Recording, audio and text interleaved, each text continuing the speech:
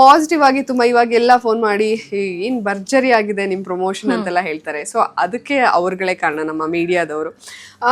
ಅದ್ರ ಆಚೆಗೆ ಹಂಗೆ ಸ್ವಲ್ಪ ಇರುತ್ತಲ್ಲ ಮಸಾಲ ಎಲ್ಲ ಮಿಕ್ಸ್ ಮಾಡಿ ಅದು ಮಾಡ್ತಾ ಇರ್ತಾರೆ. ಬಟ್ ಏನೂ ಮಾಡಕ್ ಆಗೋದಿಲ್ಲ, ಅದಕ್ಕೆ ಎಂಡ್ ಅನ್ನೋದೇ ಇಲ್ಲ. ಸೊ ಹಾಗಾಗಿ ನಾವು ಅದನ್ನು ಕೂಡ ತಗೋಬೇಕಾಗತ್ತೆ. ಕೆಲವೊಂದ್ಸಲ ಹಿಂಗಾದಾಗ ನಾನೇನಾದ್ರು ಜಾಸ್ತಿ ಮಾತಾಡ್ತಾ ಇದ್ದೀನಾ, ನಾನು ಮಾತಾಡೋದೇ ಹಿಂಗೆ ಸ್ವಲ್ಪ ಅಂದ್ರೆ ನೇರವಾಗಿ ಓಪನ್ ಅಪ್ ಆಗಿ ಮಾತಾಡ್ತೀನಿ.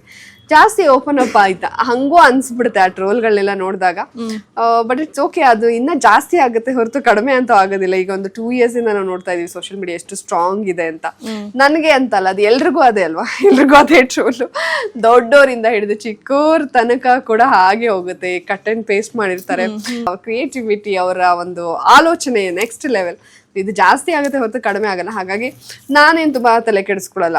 ಅದು ಒಂದ್ಸಲ ರೀಚ್ ಮಾಡ್ಬಿಡುತ್ತೆ ನಮ್ಮನ್ನ. ಈಗ ನೀವು ಮೊನಾಲಿಸಾರ ತಗೊಂಡ್ರೆ, ಕುಂಭಮೇಳ ಮೊನಾಲಿಸಾ, ರುದ್ರಾಕ್ಷಿ ಇಡೀ ಇಂಡಿಯಾದಲ್ಲಿ ಫೇಮಸ್. ನೀವೊಂದು 100 ಕೋಟಿ ಕೊಟ್ರು ಅಷ್ಟು ಪ್ರಮೋಷನ್ ಯಾರಿಗಾದ್ರೂ ಸಿಗಲ್ಲ. ಪ್ರಮೋಟ್ ಮಾಡಿದ್ರು ಜನ ನೋಡ್ತಾರ, ಯಾರೋ ಒಬ್ರು ವಿಡಿಯೋ ತೆಗೆದು ಹಾಕಿದ್ರು ಚೆನ್ನಾಗಿದ್ದಾಳೆ ಅಂತ.